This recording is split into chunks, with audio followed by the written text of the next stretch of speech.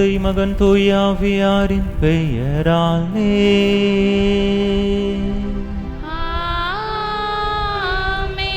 நம் ஆண்டவராகிய இயேசு கிறிஸ்துவின் அருளும் கடவுளின் அன்பும் தூய ஆவியாரின் நட்புறவும் உங்கள் அனைவரோடும் இருப்பதாக.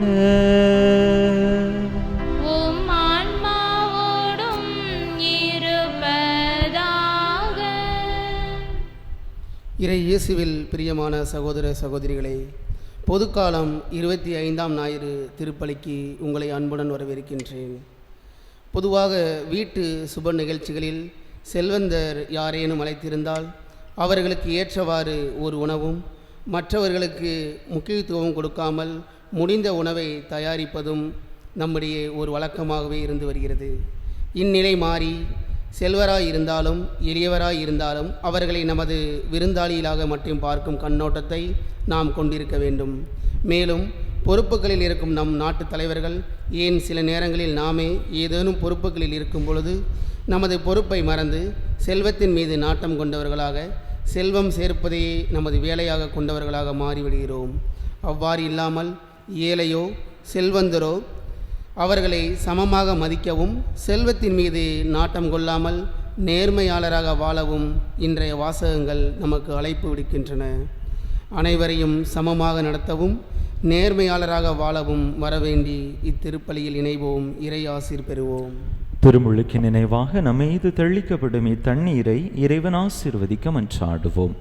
ஆண்டவரே, எல்லாம் வல்ல இறைவா, உடல் ஆன்ம வாழ்வு அனைத்துக்கும் ஊற்றும் தொடக்கமும் நீரே. இத்தண்ணீரை புனிதப்படுத்தியருள உமை வேண்டுகின்றோம். எங்கள் பாவங்களுக்கு மன்னிப்பு வேண்டவும், எல்லா நோய்களையும் மாற்றானின் சூழ்ச்சிகளையும் எதிர்த்து உமது அருளின் பாதுகாப்பை அடையவும் நாங்கள் இத்தண்ணீரை நம்பிக்கையுடன் பயன்படுத்துகின்றோம். ஆண்டவரே, உமது இரக்கத்தின் உதவியால் உயிருள்ள தண்ணீர் எங்களில் பொங்கி எழுந்து மீட்பளிப்பதாக. இவ்வாறு நாங்கள் தூய இதயத்தோடு உம்மை அணுகி வந்து எங்கள் உடலுக்கும் ஆன்மாவுக்கும் வரும் இடர்கள் அனைத்தையும் விலக்குவோமாக. எங்கள் ஆண்டவராகிய கிறிஸ்து வழியாக உம்மை மன்றாடுகிறோம். எல்லாம் வல்ல இறைவா, தண்ணீர் வளம் பெற அதில் உப்பிட வேண்டும் என்று இறைவாக்கினர் எலிசா வழியாக கற்பித்தீர். உமது படைப்பு பொருளாகிய இந்த உப்பை பரிவிரக்கத்துடன் புனிதப்படுத்தியருள உம்மை தாழ்மையுடன் வேண்டுகின்றோம். ஆண்டவரே, உப்பு கலந்த தண்ணீர் தெளிக்கப்படும் இடமெல்லாம் தீயோனின் தாக்குதல் அனைத்தும் தோல்வியுறச் செய்வீராக. உம் தூய ஆவியார் உடனிருந்து எங்களை இடையராது காத்தருள்வாராக. எங்கள் ஆண்டவராகிய கிறிஸ்து வழியாக உம்மை மன்றாடுகிறோம். ஆமென்.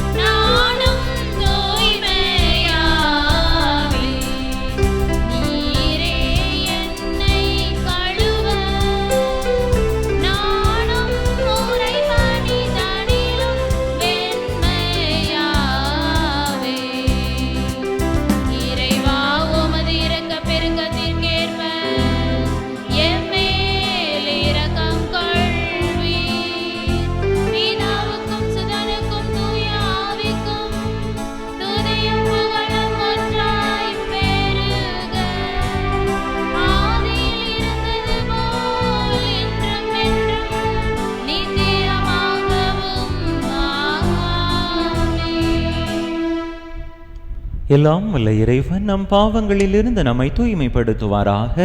இந்த நற்கருணை கொண்டாட்டத்தின் வழியாக அவர் தம்முடைய ஆட்சியின் விருந்தில் பங்கு கொள்ள நம்மை தகுதி பெறச் செய்வாராக. ஆமென்.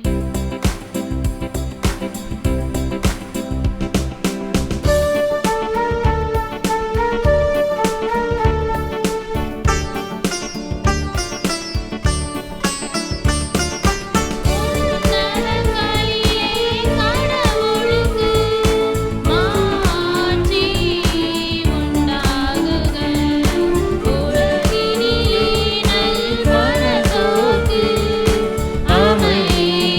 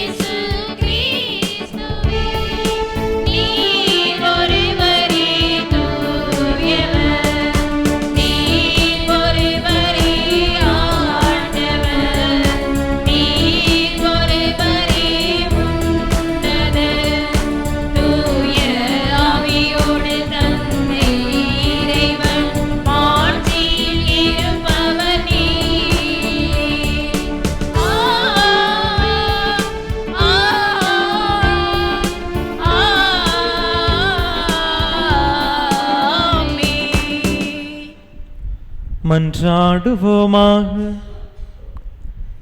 இறைவா, உம்மையும் பிறரையும் அன்பு செய்வதில் திருச்சட்டத்தின் எல்லா கட்டளைகளும் அடங்கியிருக்க செய்தீரே.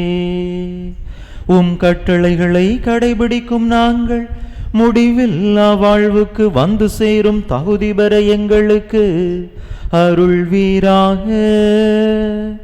உம்மோடு தூயாவியாரின் ஒன்றேப்பில் ஒரே இறைவனாய் என்றென்றும் வாழ்ந்து ஆட்சி செய்கின்ற எங்கள் ஆண்டவரும் உம் திருமகனுமாகிய இயேசு கிறிஸ்து வழியாக உம்மை மன்றாடுகின்றோ.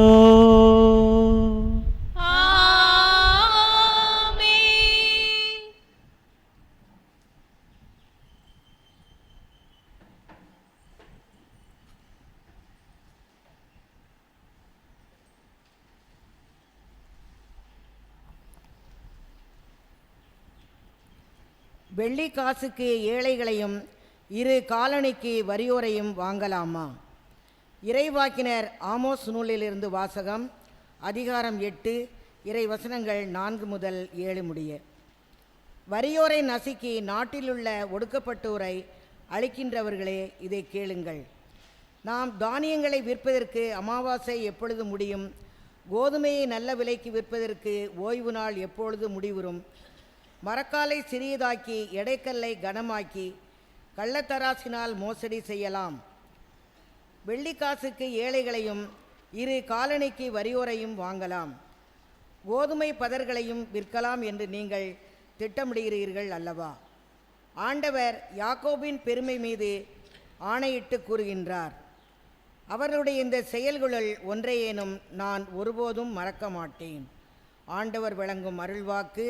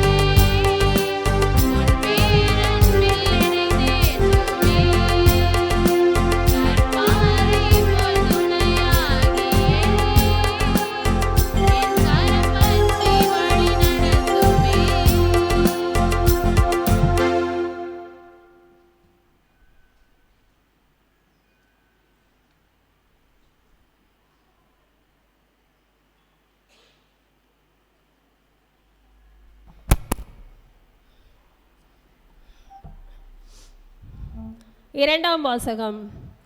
திருத்தூதர் பவுல் தீமோத்தேயுவுக்கு எழுதிய முதல் திருமுகத்திலிருந்து வாசகம். அதிகாரம் 2, இறை வார்த்தைகள் 1 முதல் 8 முடிய. அன்பிற்குரியவர்களே, அனைவருக்காகவும் மன்றாடுங்கள், இறைவனிடம் வேண்டுங்கள், பரிந்து பேசுங்கள், நன்றி செலுத்துங்கள். முதலில் நான் உங்களுக்கு தரும் அறிவுரை இதுவே: இறை பற்றும் கண்ணியமும் நிறைந்தவர்களாய் தொல்லையின்றி அமைதியோடு வாழ அரசர்களுக்காகவும் உயர் நிலையிலுள்ள எல்லா மனிதர்களுக்காகவும் மன்றாடுங்கள். இதுவே நம் மீட்பராகிய கடவுளின் முன் சிறந்ததும் ஏற்புடையதுமாகும். எல்லா மனிதரும் மீட்பு பெறவும் உண்மையை அறிந்துணரவும் வேண்டுமென அவர் விரும்புகிறார். ஏனெனில் கடவுள் ஒருவரே, கடவுளுக்கும் மனிதருக்கும் இடையே இணைப்பாளரும் ஒருவரே. அவரே இயேசு கிறிஸ்து என்னும் மனிதர். அனைவரின் மீட்புக்காக அவர் தம்மையே ஈடாக தந்தார். குறித்த காலத்தில் அதற்கு சான்று பகர்ந்தார். இதற்காகவே நான் நற்செய்தியை அறிவிப்பனாகவும் திருத்தூதனாகவும் விசுவாசத்தையும் உண்மையையும் பிற இனத்தாருக்கு கற்பிக்கும் போதகனாகவும் ஏற்படுத்தப்பட்டேன். நான் சொல்வது உண்மையே, பொய் அல்ல. எனவே ஆண்கள் சினமும் சொற்பூசலும் இன்றி எவ்விடத்திலும் தூய உள்ளத்தோடு கைகளை உயர்த்தி இறைவேண்டல் செய்யுமாறு விரும்புகின்றேன். இது ஆண்டவர் வழங்கும் அருள்வாக்கு.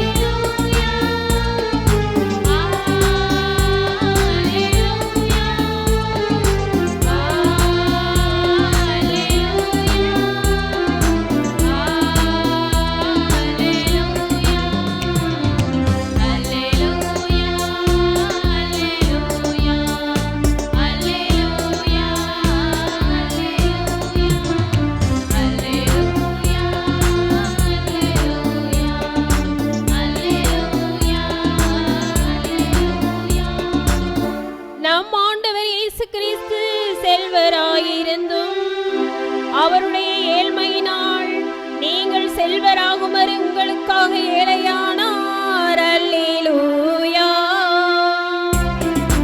அல்லேலூயா, அல்லேலூயா, அல்லேலூயா, அல்லேலூயா. ஆண்டவர் உங்களோடு இருப்பாராக.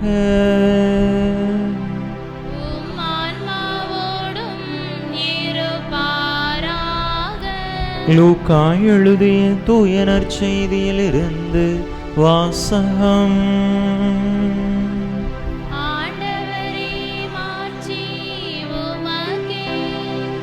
லூக்கா எழுதிய தூய நற்செய்தி அதிகாரம் 16, இறை வசனங்கள் 10 முதல் 13 முடிய. லூக்கா எழுதிய தூய நற்செய்தி அதிகாரம் 16, இறை வசனங்கள் 10 முதல் 13 முடிய. அக்காலத்தில் இயேசு தம் சீடர்களுக்கு கூறியது: மிகச் சிறியவற்றில் நம்ப தகுந்தவர் பெரியவற்றிலும் நம்ப தகுந்தவராயிருப்பார். மிகச் சிறியவற்றில் நேர்மையற்றவர் பெரியவற்றிலும் நேர்மையற்றவராயிருப்பார். நேர்மையற்ற செல்வத்தை கையாளுவதில் நீங்கள் நம்பத்தகாதவராயிருந்தால் யார் உங்களை நம்பி உண்மை செல்வத்தை ஒப்படைப்பார்? பிறருக்கு உரியவற்றை கையாளுவதில் நீங்கள் நம்பத்தகாதவர்களாய் போனால் உங்களுக்கு உரியவற்றை உங்களுக்கு கொடுப்பவர் யார்? எந்த வீட்டு வேலையாளும் இரு தலைவர்களுக்கு பணிவிடை செய்ய முடியாது. ஏனெனில் ஒருவரை வெறுத்து மற்றவரிடம் அவர் அன்பு கொள்வார், அல்லது ஒருவரை சார்ந்து கொண்டு மற்றவரை புறக்கணிப்பார். நீங்கள் கடவுளுக்கும் செல்வத்துக்கும் பணிவிடை செய்ய முடியாது. ஆண்டவரின் அருள் வாக்கு. கிறிஸ்துவே உமக்கு புகழ்.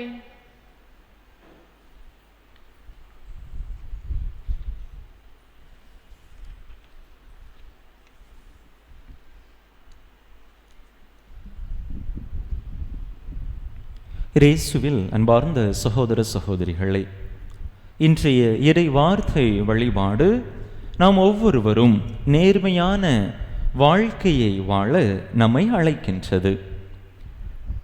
இந்த உலகத்திலே வாழக்கூடிய பெரும்பாலான மனிதர்களுடைய இயல்பு எப்படிப்பட்டதாக இருக்கின்றது? வாய்ப்பு கிடைக்கிற பொழுது எதையாவது யாரிடமாவது இருந்து கவர்ந்து கொள்ளலாம் என்கின்ற ஒரு மனநிலை, அதிகமாக பணத்தை குறித்து சிந்திக்கக்கூடிய ஒரு மனநிலைதான் மனிதர்களாகிய நம்மிடத்திலே அதிகமாக காணப்படுகின்றது. பணம் பணம் பணம் என்று பணத்தை மையப்படுத்திய ஒரு வாழ்க்கையை நாம் வாழ்ந்து கொண்டிருக்கிறோம். பல நேரங்களில் இந்த ஒரு காரணத்தினால் பணத்தின் மீதான வேட்கை, பணத்தின் மீதான தேடல் அதிகமாக இருக்கக்கூடிய ஒரு காரணத்தினால் நேர்மையோடு நாம் சமரசம் செய்து கொள்ளுகின்றோம். நேர்மையாக இருப்பதை விட எந்த வழியிலாவது ஒரு குறுக்கு வழியை பயன்படுத்தியாவது பணத்தை சம்பாதித்து விட வேண்டும் என்பதுதான் பல நேரங்களில் நம்முடைய மனித வாழ்க்கையின் முதன்மையாக இருப்பது நாம் மறுக்க முடியாத உண்மை. எந்த ஒரு நிலையிலும் இந்த சமூகத்தில் பார்க்கின்ற பொழுது மனிதர்களுடைய தேடல் அப்படிப்பட்ட ஒரு இலக்கை நோக்கியதாக இருப்பதை நாம் அன்றாட வாழ்க்கையிலே பார்க்கின்றோம். ஒரு கடை வைத்திருக்கக்கூடிய ஒரு மனிதராக இருக்கலாம். அந்த கடைக்கு ஒரு நபர் ஒரு பொருள் வாங்க வருகின்றார். அவர் அதிகமாக படிக்காதவர் அல்லது விபரம் தெரியாதவர். கடைக்காரர் என்ன நினைக்கிறார்? இவன் தான் சரியான ஆளு, இவனை எப்படியாவது ஏமாற்றி காசு பிடிங்கிறணும் என்று அங்கே அவரிடத்திலே அந்த பொருளுக்கு அதன் மதிப்பை விட அதிகமான மதிப்பை, விலையை சொல்லி அவரிடமிருந்து காசு பிடுங்க நினைக்கிறார்கள். இப்படி இந்த உலகத்தில் ஒவ்வொரு மூலை முடுக்கிலும் இப்படிப்பட்ட கொடுமை அரங்கேறிக் கொண்டே இருக்கின்றது. அதான் யாரும் பார்க்கலையே, யாருக்கு என்ன தெரியும், நமக்கு காசு வந்தா போதும் என்கின்ற ஒரு மனநிலை பல நேரங்களில் பல மனிதர்களிடத்தில், நம்மிடத்திலும் கூட இந்த மனநிலை காணப்படுகின்றது. அன்பு மக்களே, இப்படிப்பட்ட மனநிலையிலிருந்து நாம் மாற்றம் கண்டு உண்மைக்கும் நேர்மைக்கும் நீதிக்கும் சார்பாக நிலைப்பாடு எடுக்கக்கூடியவர்களாக நாம் நம்முடைய வாழ்க்கையை அமைத்து கொள்ள வேண்டும் என்று இன்றைய நாளிலே இறைவன் நம் ஒவ்வொருவரையும் அழைக்கின்றார். இந்த உலகில் வாழக்கூடிய மற்ற மனிதர்கள் அப்படிப்பட்ட ஒரு நிலையிலே இருக்கலாம். ஆனால் கிறிஸ்தவர்களாகிய நாம் இறைவனின் சிறப்பு அழைப்புக்கு உரியவர்கள். எனவே நாம் அப்படிப்பட்ட நேர்மையற்ற நிலையை பின்பற்றி நமக்கென்று நாம் செல்வத்தை சேர்த்து கொள்ளக்கூடாது என்பதுதான் இன்றைய வாசகங்கள் நமக்கு கொடுக்கக்கூடிய செய்தியாக இருக்கின்றது. முதல் வாசகத்தை நாம் எடுத்துக்கொண்டோம் என்று சொன்னால், ஆமோஸ் இறைவாக்கினர் ஆண்டவருடைய வார்த்தைகளை மிகவும் கண்டிப்பாக கூறுகின்றார். வறியோரை நசுக்கி நாட்டிலுள்ள ஒடுக்கப்பட்டோரை அழிக்கின்றவர்களே, நீங்கள் கேளுங்கள். எடைக்கல்லை கனமாக்கி கள்ளத்தராசினால் மோசடி செய்யலாம் என்று நீங்கள் திட்டமிடுகிறீர்கள் அல்லவா? உங்களுடைய செயல்கள் ஒன்றையேனும் நான் ஒரு நாளும் மறக்க மாட்டேன் என்று கடவுளுடைய செய்தியை ஆமோஸ் இறைவாக்கினர் சொல்லுகின்றார். நீ செய்யக்கூடிய எல்லா அநீதியையும் நான் பார்த்து கொண்டுதான் இருக்கிறேன், இதற்கு நிச்சயமாக நீ கணக்கு கொடுக்க வேண்டும் என்பது ஆண்டவர் நமக்கு கொடுக்கக்கூடிய செய்தியாக இருக்கின்றது. அன்பு மக்களே, முன்பொரு காலத்தில் சந்திரகுப்தருடைய அரசவையிலே நடந்த ஒரு நிகழ்வு. குப்த பேரரசில் சந்திரகுப்தர் என்கின்ற ஒரு மன்னர் இருந்தார்.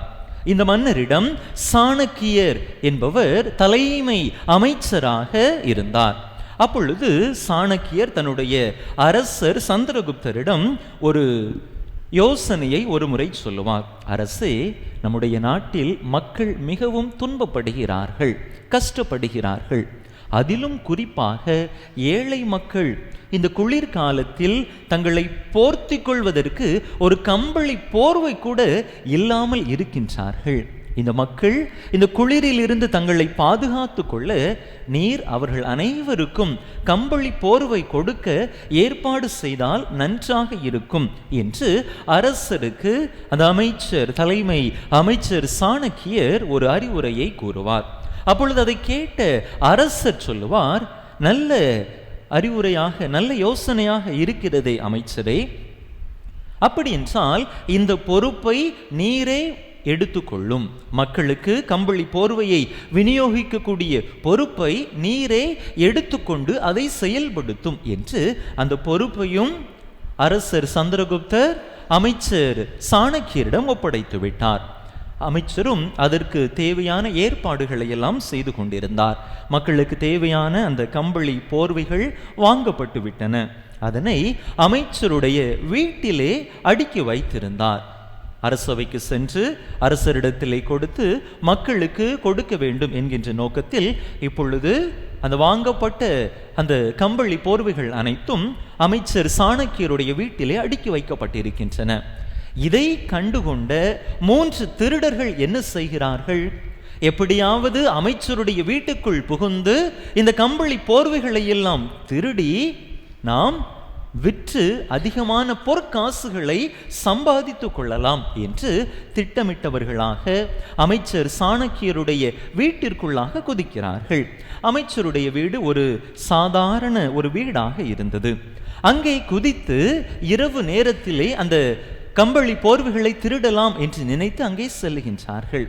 அப்பொழுது அந்த திருடர்கள் 3 பேரும் பார்க்கிறார்கள், அமைச்சர் சாணக்கியருடைய வீட்டில் கம்பளி போர்வைகள் அறை முழுவதுமாக அடுக்கி வைக்கப்பட்டிருக்கின்றன. அந்த அறையிலே ஒரு ஓரமாக அமைச்சர் சாணக்கியரும் அவருடைய தாயாரும் உறங்கிக் கொண்டிருக்கிறார்கள்.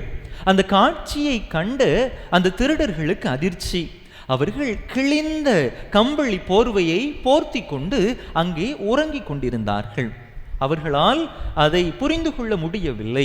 திருடர்கள் என்ன செய்கிறார்கள்? அமைச்சர் சாணக்கியரை எழுப்புகிறார்கள். அமைச்சரை எழுப்பியவுடன் திருடர்களை கண்டு அமைச்சருக்கு அதிர்ச்சி. என்னுடைய வீட்டுக்குள் திருடர்கள் வந்து விட்டார்களே என்று அதிர்ச்சி. அந்த அதிர்ச்சியில் சாணக்கியர் இருக்க திருடர்கள் அவரிடத்தில் கேட்கின்றார்கள், அமைச்சரே, உங்களுடைய வீட்டில் இத்தனை கம்பளி போர்வைகளை அடுக்கி வைத்திருக்கிறீர்கள். அரசருடைய உத்தரவின் பேரில் மக்களுக்கு கொடுப்பதற்காக இந்த கம்பளி போர்வைகளை வைத்திருக்கிறீர்கள். ஆனால் நீங்களும் உங்கள் தாயாரும் இந்த கிழிந்த கம்பளி போர்வையை போர்த்தி கொண்டு உறங்குகிறீர்களே. இந்த நல்ல புதிய கம்பளி போர்வைகளிலிருந்து ஒன்றை நீங்கள் எடுத்துக்கொள்ளலாம் தானே? எதற்காக இந்த கிழிந்த போர்வையை போர்த்தி கொண்டு தூங்குகிறீர்கள் என்று அந்த திருடர்கள் அமைச்சரிடத்தில் கேட்ட பொழுது அமைச்சர் சொல்லுவார், இல்லை இல்லை, அவை எனக்குரியவை அல்ல. அவை ஏழை மக்களுக்கு கொடுப்பதற்காக அரசனால் கொடுக்கப்பட்டவை. அவற்றை நான் எடுத்து பயன்படுத்துவது எந்த விதத்திலும் சரியாகாது. அது மிகப்பெரிய தவறு என்று அந்த அமைச்சர் சாணக்கியர் அந்த திருடர்களை பார்த்து சொன்னார். அப்பொழுது அந்த திருடர்களுக்கு தூக்கி வாரி போய்விட்டது. நாம் எப்படிப்பட்ட ஒரு வாழ்க்கையை வாழ்ந்து கொண்டிருக்கிறோம்? மற்றவர்களை ஏமாற்றி வஞ்சித்து அவர்களிடமிருந்து திருடி சம்பாதித்து நம்முடைய வாழ்க்கையை வாழ்ந்து கொண்டிருக்கிறோம். ஆனால் இந்த ஒரு மனிதருக்கு பிறருடைய அந்த செல்வத்தை, அந்த பொருளை ஏற்றுக்கொள்ளக்கூடிய ஒரு வாய்ப்பு கிடைத்தாலும், அதிலிருந்து கவர்ந்து கொள்ளக்கூடிய ஒரு சூழ்நிலை அவருக்கு இருந்தாலும், அவர் அவ்வாறு எடுத்தாலும் அது யாருக்கும் தெரிய போவதில்லை. ஆனாலும் கூட இந்த அளவிற்கு நேர்மையான ஒரு மனிதராக, நீதியான ஒரு மனிதராக இருக்கிறாரே என்று நினைத்த அந்த திருடர்கள் அந்த இடத்திலேயே மனம் திரும்பினார்கள். அமைச்சரை பார்த்து சொன்னார்கள், அமைச்சரே, உம்முடைய இந்த வாழ்க்கை எங்களுக்கு ஒரு புதிய உத்வேகத்தை கொடுத்திருக்கிறது. இனி எங்களுடைய வாழ்க்கையிலே நாங்கள் திருட போவதே கிடையாது.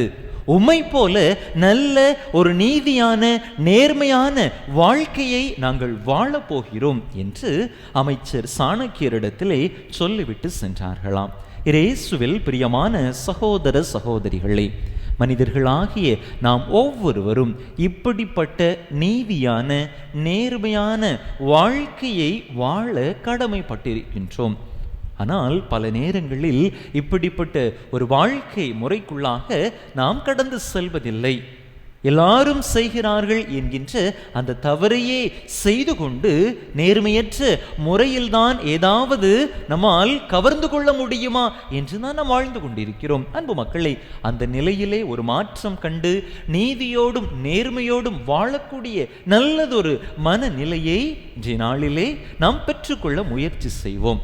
குறிப்பாக பொறுப்பில் இருக்கக்கூடியவர்கள், அரசியல் தலைவர்கள், மற்ற தலைவர்கள், அவர்களும் இந்த மனநிலையை பெற்றுக்கொள்ளும்படியாக நாம் மன்றாடுவோம். இன்று 2வது வாசகத்திலே பவுலடிகளார் அந்த ஒரு அழைப்பைத்தான் கொடுக்கிறார்.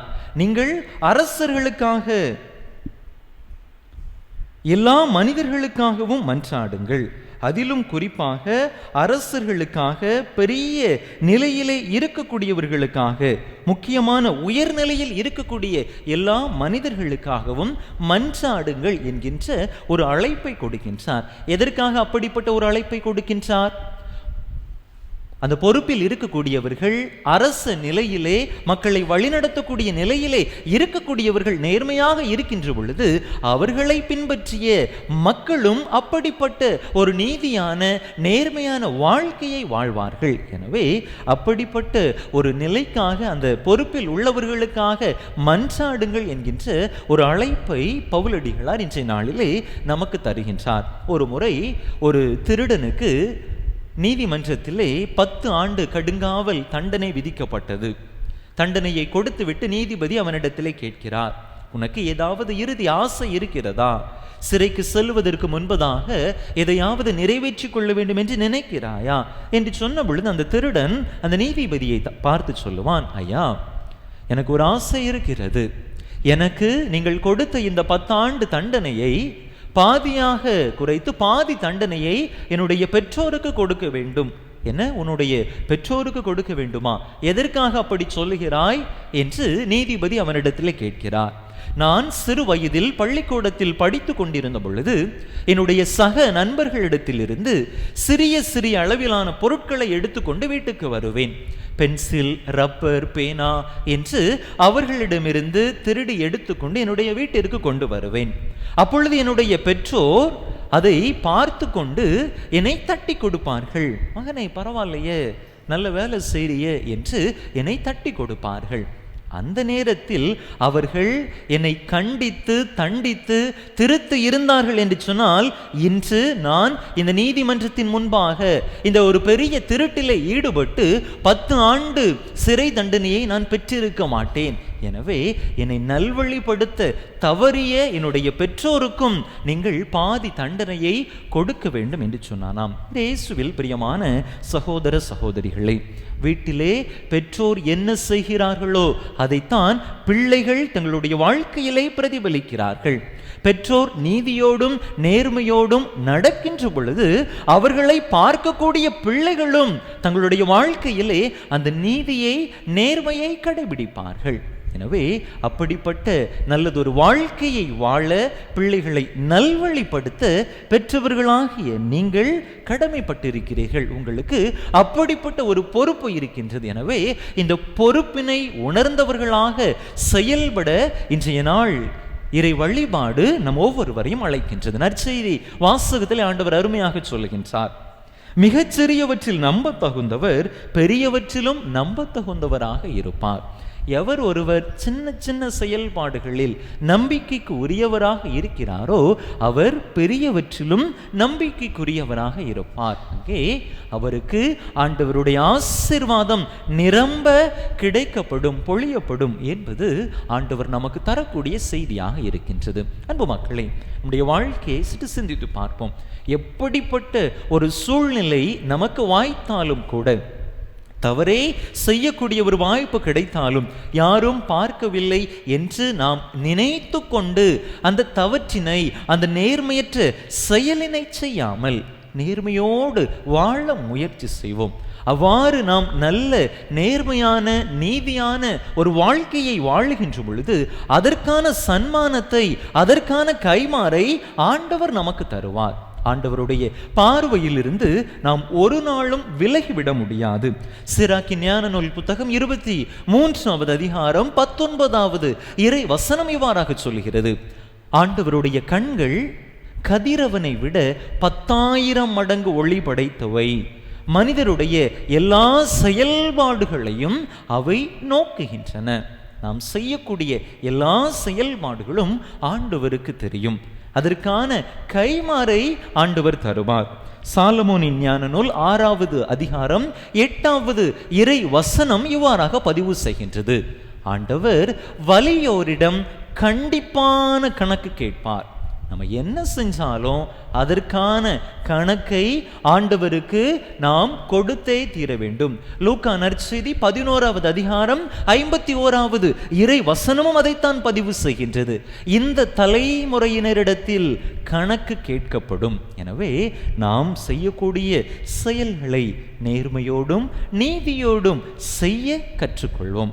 அவ்வாறு நாம் செய்கிற பொழுது நிச்சயமாக இறைவனுடைய அருள் ஆசீர் அளப்பரிய விதத்திலே நம்மை வந்தடையும். எனவே அன்பார்ந்த சகோதர சகோதரிகளை, அப்படிப்பட்ட நல்லதொரு வாழ்க்கையை, இறைவனுக்கு பிடித்தமான நீதியும் நேர்மையும் உண்மையும் நிறைந்த நல்லதொரு அர்த்தமுள்ள வாழ்க்கையை வாழக்கூடிய அந்த வாரத்தை கேட்டு தொடர்ந்து இந்த தெய்வீக திருப்பலியிலே இணைந்து மன்றாடுவோம். ஆமென்.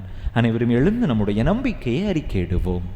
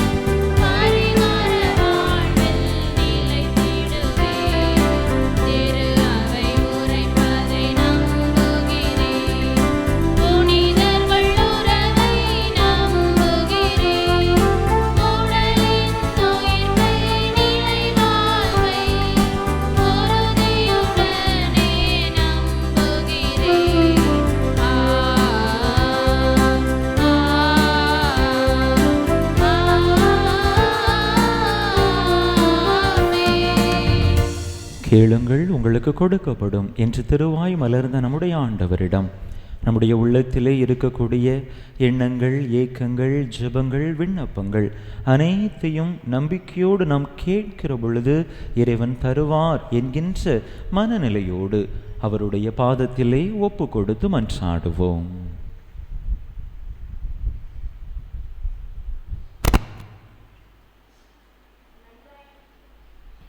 நல்லாயனே எம் இறைவா,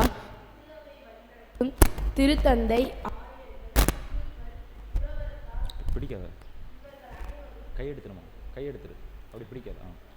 இவர்கள் அனைவரும் இறை மக்களை இறைவழியில் நடத்திட்டு செல்ல தேவையான அருளை வேண்டி இறைவா உம்மை மன்றாடுகிறோம். எல்லாம் வல்ல இறைவா எங்கள் மன்றாட்டை கேட்டருளும். ஆசீர் அளிப்பவரே எம் இறைவா, வேலை இல்லாமல் திண்டாடி கொண்டிருக்கும் இளைஞர்கள் இளம் பெண்களுக்கு அவர்களுக்கு தகுதிக்கேற்ப தேவையான வேலை கிடைத்திட வேண்டுமென்று இறைவா உம்மை மன்றாடுகிறோம். எல்லாம் வல்ல இறைவா எங்கள் மன்றாட்டை கேட்டருளும். குணமளிப்பவரே எம் இறைவா, உடல் நலக்குறைவால் அவதிப்படும் முதியவர்கள் உடன் சுகம் பெற வேண்டி இறைவா உம்மை மன்றாடுகிறோம். எல்லாம் வல்ல இறைவா எங்கள் மன்றாட்டை கேட்டருளும். எல்லாம் வல்லவரே எம் இறைவா, தேவையான நேரத்தில் மழை கொடுத்து விவசாயம் செழிக்க வேண்டி இறைவா உம்மை மன்றாடுகிறோம். எல்லாம் வல்ல இறைவா எங்கள் மன்றாட்டை கேட்டருளும். நம்முடைய தனிப்பட்ட தேவைகளுக்காக சில மணித்துளிகள் அமைதியாக இறைவனிடம் மன்றாடுவோம்.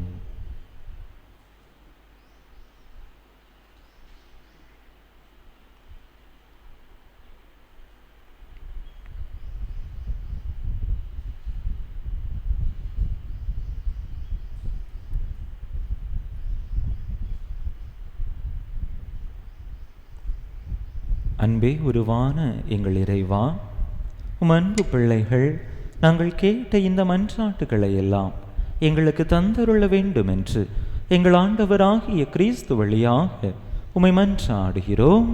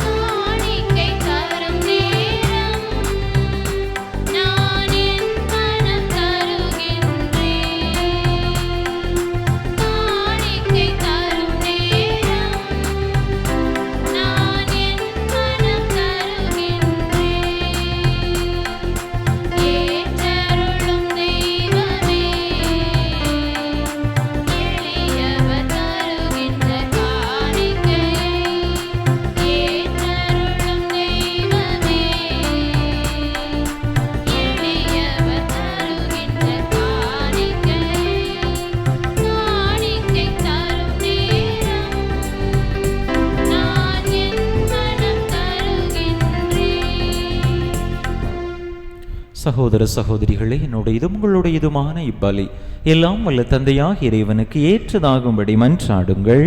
ஆண்டவர் தமது திருப்பெயரின் புகழ்ச்சிக்காகவும் ஆட்சிக்காகவும் நமது நன்மைக்காகவும் புனித திரு அவை அனைத்து நலன்களுக்காகவும் உமது கையிலிருந்து இப்பலியை ஏற்றுக்கொள்வாராக. ஆண்டவரே, உம் மக்களின் காணிக்கைகளை கனிவுடன் ஏற்றருள உம்மை வேண்டுகின்றோ. அதனால் நம்பிக்கையோடும் பக்தியோடும் அவர்கள் எவற்றை அறிக்கையிடுகின்றார்களோ அவற்றை விண்ணக அருளடையாளங்களால் பெற்றுக்கொள்வார்களாக. எங்கள் ஆண்டவராகிய கிறிஸ்து வழியாக உம்மை மன்றாடுகின்றோ. ஆண்டவர் உங்களோடு இருப்பாராக.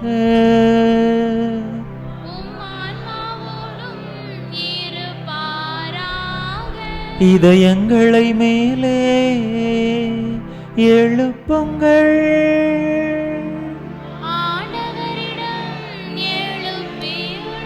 நம் இறைவனாகிய ஆண்டவருக்கு நன்றி கூறுவோம்.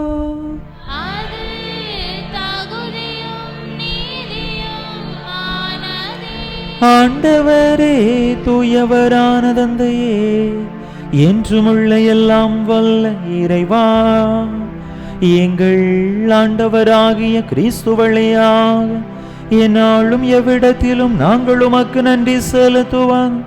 மெய்யாகவே தகுதியும் நீதியுமாகும். எங்கள் கடமையும் மீட்புக்குரிய செயலுமாகும்.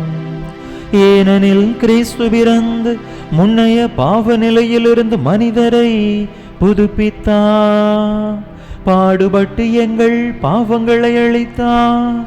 இறந்தோரிடமிருந்து உயிர் தெழுந்து நிலை வாழ்வுக்கு வழிவகுத்தார். தந்தையே, அவரும் இடம் விண்ணேறி வந்து விண்ணகத்தின் கதவுகளை திறந்து வைத்தார். ஆகவே வானதூதர் புனிதர் அனைவரோடும் சேர்ந்து நாங்களும் உமக்கு புகழ்ச்சி பண்ணி செய்து முடிவின்றி ஆர்ப்பரித்து பாடுவதாவது: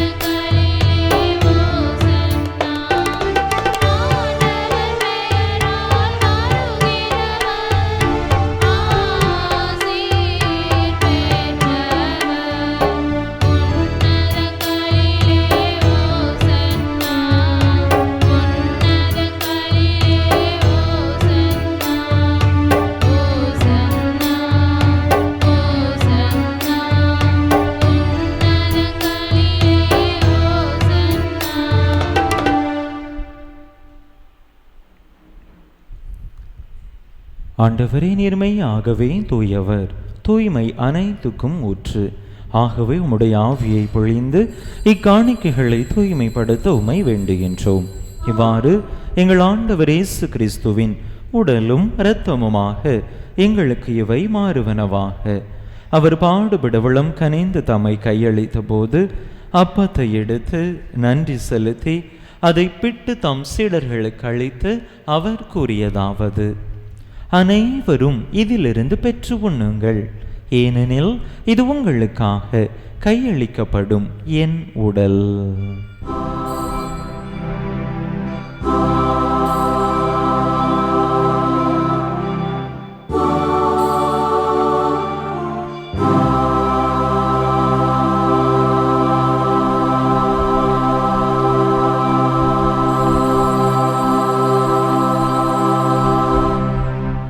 அவ்வண்ணமே இரவு விருந்தை அருந்தியபின் கிண்ணத்தையும் எடுத்து மீண்டும் உமக்கு நன்றி கூறி தம் சீடர்களுக்கு அழைத்து அவர் கூறியதாவது: அனைவரும் இதிலிருந்து பெற்று பருகுங்கள், ஏனெனில் இது புதிய நிலையான உடன்படிக்கைக்குரிய என் இரத்தத்தின் கிண்ணம்.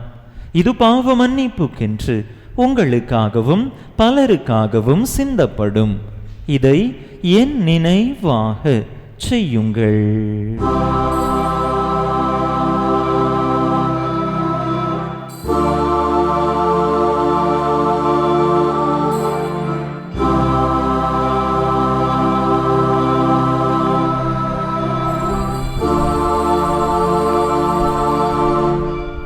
நம்பிக்கையின் மறைபொருள்.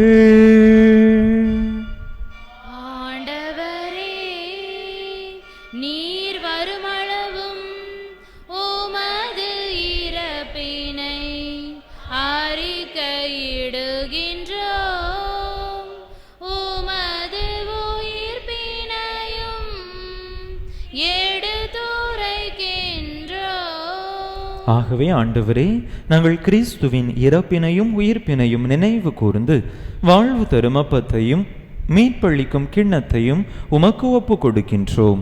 உம் திருமுன் நின்று உமக்கு ஊழியம் புரிய தகுந்தவர்கள் என எங்களை ஏற்றுக்கொண்டீர். எனவே உமக்கு நன்றி செலுத்துகின்றோம். மேலும் கிறிஸ்துவின் உடலிலும் இரத்தத்திலும் பங்கு கொள்ளும் எங்களை தூய ஆவியார் ஒன்று சேர்க்க வேண்டுமென உமை தாழ்மையுடன் மன்றாடுகின்றோம். ஆண்டவரே, உலகெங்கும் பரவி இருக்கும் உமது திரு அவையை நினைவு கூர்ந்தருளும். எங்கள் திருத்தந்தை லியோ, எங்கள் ஆயர் ஸ்டீஃபன், எல்லா திருநிலையினர் ஆகிய அனைவரோடும் உமது திரு அவை அன்பில் நிறைவு பெறச் செய்தருளும். மேலும் உயிர்த்தெழும் எதிர்நோக்குடன் துயில் கொள்ளும் எங்கள் சகோதர சகோதரிகளையும் இறந்தோர் அனைவரையும் இரக்கத்துடன் நினைவு கூர்ந்து உமது திருமுக ஒளியினுள் ஏற்றருளும். எங்கள் அனைவர் மீதும் இரக்கமாயிரும்.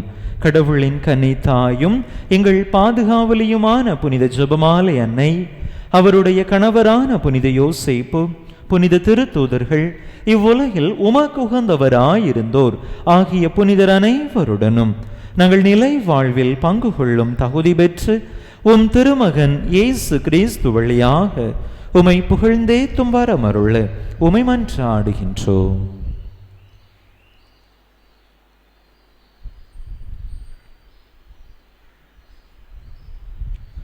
இவர் வழியாக இவரோடு இவரில் எல்லாம் வல்ல இறைவனாகிய தந்தையே, தூயாவியாரின் ஒன்றில் எல்லா புகழும் மாட்சியும் என்றென்றும் உமக்கு உரியதே.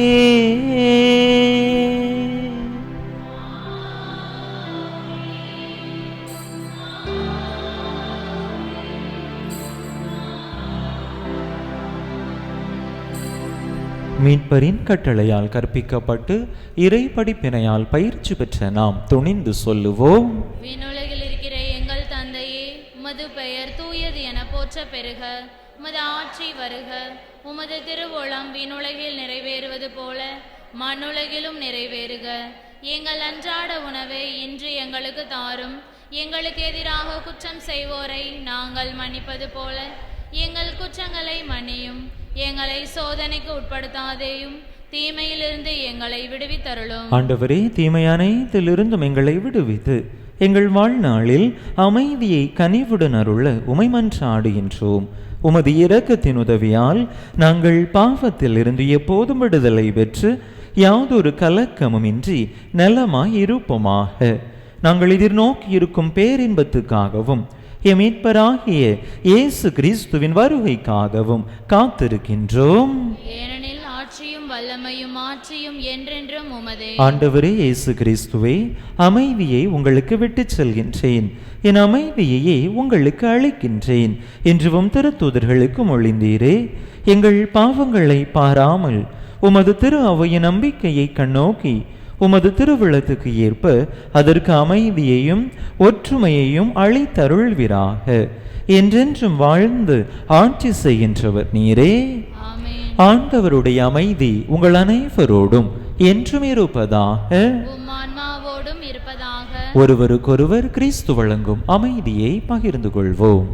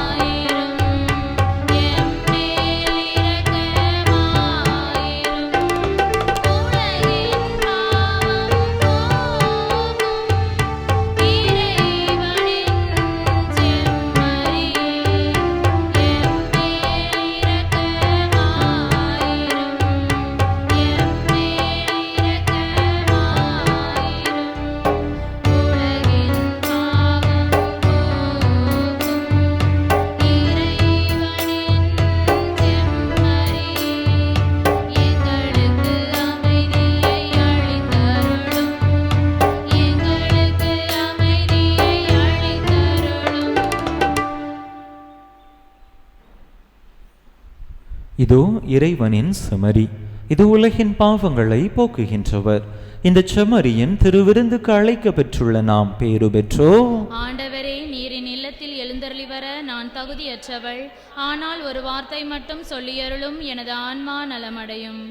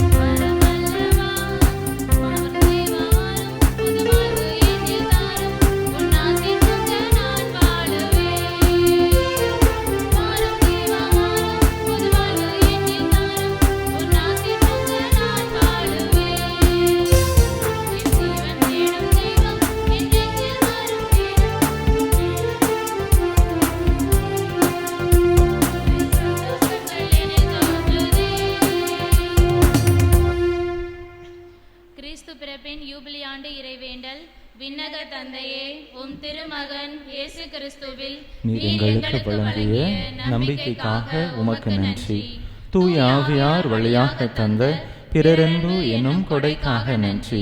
இந்த நம்பிக்கையாலும் அன்பாலும் உமது அரசின் வருகையை எதிர்நோக்கும் அருளை எங்களுக்கு தாரும். உமது நற்செய்தியின் சான்றுகளாக எங்களை மாற்றும். தீமையின் ஆற்றல்களை எங்களிடமிருந்து அகற்றும். நாங்களும் இவ்வுலகும் புதிய விண்ணகம் புதிய மண்ணகம் நோக்கிய பயணத்தில் இறை வார்த்தையால் மாற்றம் பெறுவோமாக. இந்த யூபிலி கொண்டாட்டத்தின் அருள் எதிர்நோக்கின் திருப்பயணிகளாகிய எங்களை வழி நடத்தட்டும். விண்ணக செல்வங்களுக்கான ஆர்வத்தை எம்மில் தூண்டி எழுப்பட்டும். எம் மீட்பர் இயேசுவின் மகிழ்ச்சியும் அமைதியும் உலகை நிரப்புவதாக. மூவொரு கடவுளே, உமக்கே மாட்சி, உமக்கே புகழ், உமக்கே நன்றி. ஆமென்.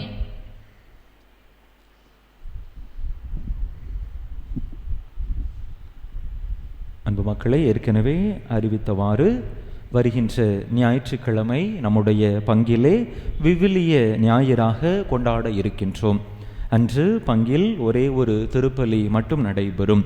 காலை 9 மணிக்கு ஒரு சிறிய விவிலிய பவனியும் 9:30 மணிக்கு விவிலிய ஞாயிறு சிறப்பு திருப்பலியும் நடைபெறும். திருப்பலி நிறைவுற்ற பிற்பாடு இணையூர்களுக்கு இடையிலான வினாடி வினா போட்டி நடைபெறும். வினாடி வினா போட்டி நிறைவுற்ற பிற்பாடு ஒரு சிறிய விவிலிய கண்காட்சி. அந்த விவிலிய கண்காட்சிக்கும் ஒவ்வொரு இணையூர்களிலிருந்தும் ஒவ்வொரு பகுதி கொடுக்கப்பட்டிருக்கிறது. நமக்கு என்ன பகுதி? செங்கடலை கடத்தல். அதனால் அன்பு மக்கள் தயாராகும்படியாக அன்போடு கேட்டுக்கொள்கிறேன். விவிலிய கண்காட்சிக்கு பிற்பாடு அதனை தொடர்ந்து அனைவருக்கும் மதிய உணவும் வழங்கப்படும். எனவே இந்த விவிலிய வார விவிலிய மாத சிறப்பு கொண்டாட்டத்தில் அனைத்து மக்களும் முழு ஈடுபாட்டோடு பங்கேற்று இறைவார்த்தையினுடைய வல்லமையை மகத்துவத்தை உணர்ந்து அதன் ஆசிரை நிறைவாக பெற்றுக்கொள்ள அனைவரையும் அன்போடு அழைக்கின்றேன். அன்பு மக்களை, வருகின்ற செவ்வாய்க்கிழமை நம்முடைய அந்தோணியார் கெபியில் மெயின் ரோட்டில் அமைந்திருக்கக்கூடிய அந்தோணியார் கெபியிலே திருப்பலி நடைபெறும். மாலை 6:30 மணிக்கு ஜெபமாலையும் அதனை தொடர்ந்து திருப்பலியும் நடைபெறும். அன்பு மக்கள் கலந்து புனித அந்தோணியாரின் பரிந்துரை வழியாக இறை ஆசிரை பெற அன்போடு அழைக்கின்றேன். அன்பு மக்களே, எல்லார்ட்டையும் பைபிள் இருக்குதா? திருவிவிலியம் எல்லாத்தையும் இருக்குது. ஒருவேளை யாரிடமாவது திருவிவிலியம் இல்லை என்று சொன்னால் அருட்சகோதரர்களிடத்தில் சொல்லுங்கள். அருட்தந்தை ஒருவர் இப்படி திருவிவிலியம் இல்லாத மக்களுக்கு தான் திருவிவிலியம் வாங்கி கொடுப்பதாக சொல்லி இருக்கின்றார்கள். எனவே திருவிவிலியம் இல்லாதவர்கள் உடைய பெயர்களை பதிவு செய்து கொள்ளும்படியாக அன்போடு கேட்டுக்கொள்கின்றேன். நல்ல ஆயன் நானே என்கிறார் ஆண்டவர். நான் என் ஆடுகளை அறிந்திருக்கிறேன், என் ஆடுகளும் என்னை அறிந்திருக்கின்றன. மன்றாடுவோமாக. ஆண்டவரே, உம் அருளடையாளங்களால் புத்துயிர் பெற்ற எங்களுக்கு உமது இடையராத உதவியை கனிவுடன் என்றும் அருள்வீராக. அதனால் மீட்பின் பயனை இம்மறை நிகழ்வுகளிலும் அன்றாட வாழ்விலும் பெற்றுக்கொள்வோமாக. எங்கள் ஆண்டவராகிய கிறிஸ்து வழியாக உம்மை மன்றாடுகின்றோ.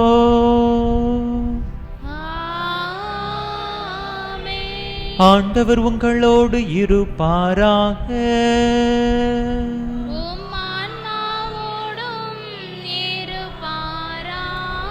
எல்லாம் வல்ல இறைவன் தந்தை மகன் தூயாவியார் உங்களுக்கு ஆசி வழங்குவாராக.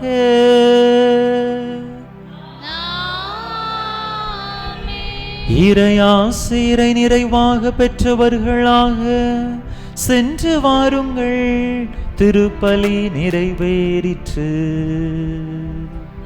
இறைவனுக்கு நன்றி. அன்பு மக்களே, வருகின்ற அக்டோபர் மாதம் 5ஆம் தேதி விளாத்திகுளத்தில் வைத்து மறைக்கல்வி மாணவ மாணவியருக்கான வினாடி வினா போட்டி ஒன்று நடைபெறுகின்றது.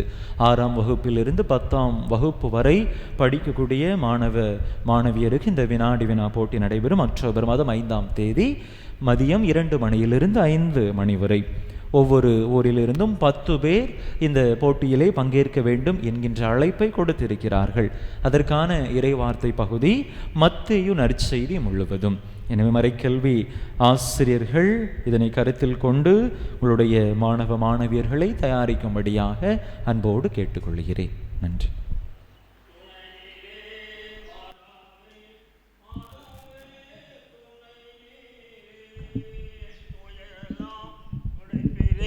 என் துயரெல்லாம் துடைப்பீரே, துதித்து துதித்து மகிழ்ந்து புகழ்ந்து நான் பாடுவே. துதித்து துதித்து மகிழ்ந்து புகழ்ந்து அம்மா உன்னை நான் பாடுவேன், அம்மா உன்னை நான் பாடுவேன். வாழ்வெல்லாம் வருவீரே, வழியெல்லாம் திறப்பீரே. வரங்களை நான் அடைந்திட ஜெபிப்பேன் நான் ஜெபமாலை, ஜெபமாலை ஜெபித்து ஜெபித்து மகிழ்ந்து புகழ்ந்து நான் பாடுவேன். ஜெபித்து ஜெபித்து மகிழ்ந்து புகழ்ந்து அம்மா உன்னை நான் பாடுவேன், அம்மா உன்னை நான் பாடுவேன். வாழ்வெல்லாம் வருவீரே, வழியெல்லாம் திறப்பீரே. வரங்களை நான் அடைந்திட ஜெபிப்பேன் நான் ஜெபமாலை, ஜெபமாலை ஜெபித்து ஜெபித்து மகிழ்ந்து புகழ்ந்து நான் பாடுவேன். துணை நீரே மாதாவே, மாதாவே துணை நீரே, என் துயரெல்லாம் துடைப்பீரே, என் துயரெல்லாம் துடிப்பீரே. துதித்து துதித்து மகிழ்ந்து புகழ்ந்து நான் பாடுவேன். துதித்து துதித்து மகிழ்ந்து புகழ்ந்து தாயே உன்னை நான் பாடுவேன், தாயே உன்னை நான் பாடுவேன். காலங்கள் மூன்றிலும் வாழ்ந்திடுவார், என் கவலைகள் எல்லாம் மாற்றிடுவார். அம்மா என் கண்ணீரை துடைத்திடுவார். காத்திடுவாய் காத்திடுவாய் காலமெல்லாம் காத்திடுவாய், காத்திடுவாய் காத்திடுவாய் கண்மணி போலமை காத்திடுவாய். நன்றி சொல்வேன் நன்றி சொல்வேன் நாம் உமக்கு, கோடி கோடி நன்றி சொல்வேன் ஜெபமாலை தாய் மரியே. நன்றி சொல்வேன் நான் உனக்கு, கோடி கோடி நன்றி சொல்வே, கோடி கோடி நன்றி சொல்வே.